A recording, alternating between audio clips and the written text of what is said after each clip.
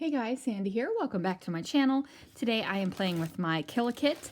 I'm going to be scrapbooking this photo of some Disney trash cans, and this is the sketch that we're going to be doing today, and I can tell you right now, I'm going rogue. So, let's see what I can do.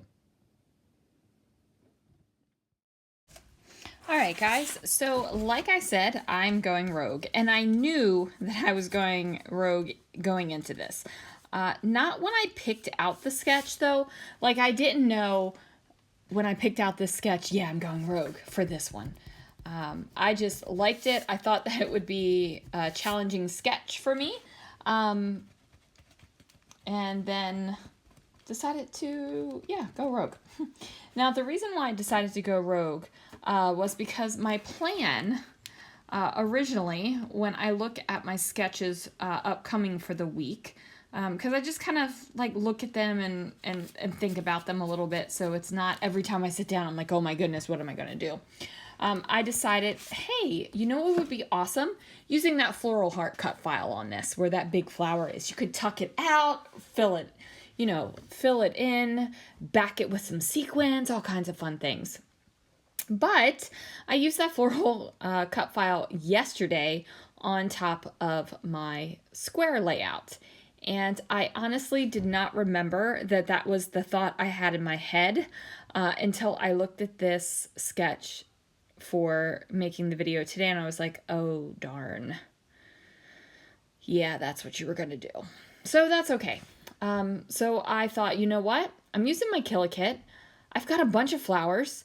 Instead of doing one big flower, I'm just going to put a whole heck of a lot of little flowers on this layout. So as you can see, I did do some paper tearing on some vellum, and then, made my pattern paper a little bit wider than really what it called for in the sketch. And that's just because I wanted it to have a good base. Like I wanted weight behind it because, what I'm thinking is there's going to be a ton of flowers on this layout. I end up with a ton of flowers on this layout. Probably not as many as I thought I was going to have on there, but there's a ton of flowers. Spoiler alert. Now, I did use my wood grain washi tape and then layered up this kind of floral sparkly gold washi tape as well. And I just wanted to give it a little bit of sparkle, a little bit of fun. And I'm definitely kind of keeping this blue and white and brown because of the wood grain color scheme. Like as I'm going through my supplies, I'm thinking, what can I bring in? And I decided ultimately not to bring in that tag that I had over there because it had copper foiling instead of gold. And a lot of the times I don't mind mixing my metals. I actually think mixed metals are beautiful. But in this case, I was like, no, not the look you're going for, Sandy. Not the look you're going for. Now, you might look at this layout when it's finished and be like, this is kind of too pretty for a Disney trash can.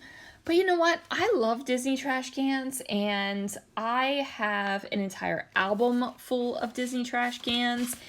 And if you're interested, that video is up on my channel explaining and showing my Disney trash cans. It's just something about it.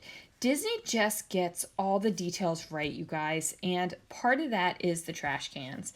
And they, for some reason, they just fascinate me. I love them. I have Disney trash can salt and pepper shakers. I have Disney trash can stickers. I have Disney trash can ribbon. I have miniature Disney trash cans in my room. Like it's just a fun time for me. I just love it. It's just something about it that just sings to my soul. And I'm sure that there are things in your life that just sing to your soul. It could be all kinds of things. Maybe you like Funko Pops. Maybe you like, I don't know, anything like that. Anything kitschy and collectible. Maybe you like it. And Disney trash cans are just that thing for me. They just are. So now I'm going to take my flowers and I'm just dumping them out on my mat because I thought, wow, I'm going to obliterate these flowers. I don't obliterate them, but I do use a ton of them. And I'm going to leave this process in so you can kind of see my thought process going through it. I'm not just going to like show me gluing down a couple flowers and then stopping. just because I want you to see like what flowers I grabbed, when I grabbed them, and I'm just kind of building them up. Now, I'm not following any kind of design principle. I'm not following any kind of hard and fast art rule here. It is just a what I think looks good and what I like. Now, a lot of times when we are scrapbooking, we're thinking that we have to find, we have to follow the design principles. There are so many classes and tutorials and everything out there that just tells you design principles and how to follow them. And that is great and that is fantastic. But what I have found is that scrapbooking for me is very emotional. It's very how I feel. It's very, what I like. It's very what gives me joy. It's what gives me that little happy, fluttery feeling inside. And if you are not an emotional scrapbooker, you are more of a let's get the memory down on the page and your emotion comes through in your journaling or, whatever, then this might not be resonating with you. And that's okay because there are different ways to scrapbook. There are different ways to craft.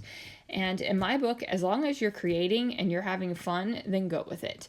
But if you're finding that you're scrapbooking and you're not having a lot of fun with it, then maybe you should change your approach.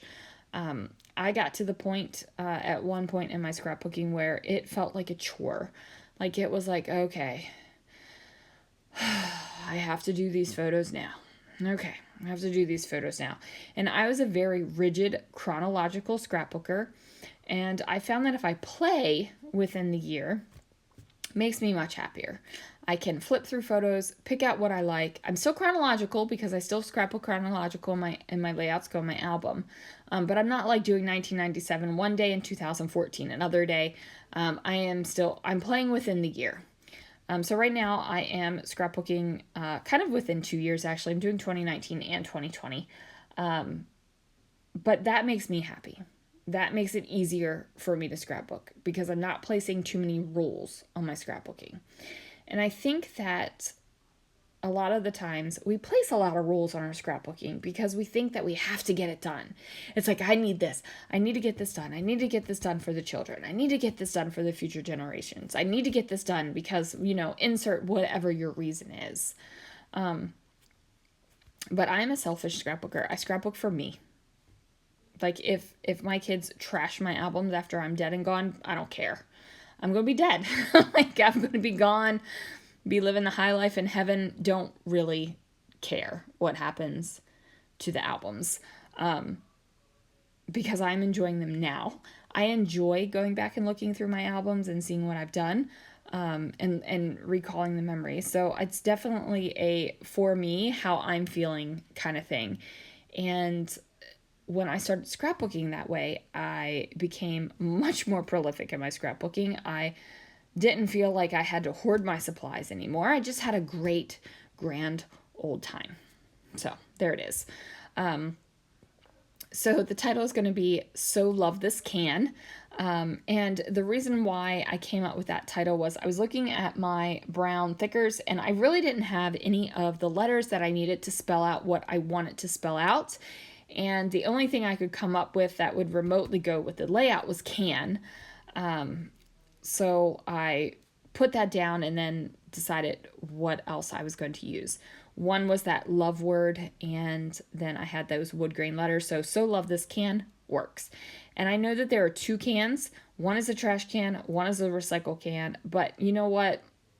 We're just calling it this can. So if the grammar drives you crazy because it should say so love these cans, sorry. But this is what we're going with. Now, on the sketch, there is a little box down at the bottom for journaling. However, since I moved my photo so far down in the sketch, I really don't have space for a box to go there. So what I did instead was trim down this circular gold element, and then I'm going to fill it in with the same paper that I matted my photo on, and then place it up here at the top. And I like how that looks. And then of course I'm going to add on some more flowers. And I just start grabbing flowers and what I like and what I think looks good. And we're just going to pop them on there. Now, there is not going to be journaling on this layout. I don't journal on all my layouts to begin with, because many times I have multiple photos spanning the same event or same thing that I'm scrapbooking, so I don't feel like I have to journal on every single layout. But especially Disney trash cans, like, they're Disney trash cans. These are definitely selfish scrapbook pages. These are for me. I get enjoyment out of the Disney trash cans. Is everyone else going to have the same enjoyment flipping through my Disney trash can albums than, flipping through our chronological albums? Probably not. They're probably going to look at this and be like, what the heck is going on here? This woman has 2 scrapbooks full of trash cans. There's something unhinged about her. And, if that's the way you feel, hey, that's the way you feel. But I love them. Now, I am going to take these gold, glittery, sparkly sequins, and I'm going to fill in the flowers. I don't make you watch all of that because that's just boring repetitiveness. But instead of using brads or anything like that, I just dolloped some Nouveau Deluxe adhesive down and dolloped some of the sequins on top of that. Nice sparkly sequins. You can see the sparkle in the photos there. So there it is, you guys, my rogue layout. Thank you so much for watching. Be sure to join the Scrapping Reflections Facebook group. That's where you can join in and post your version of all the sketches. Thanks so much for watching, and I'll see you again real soon for another video.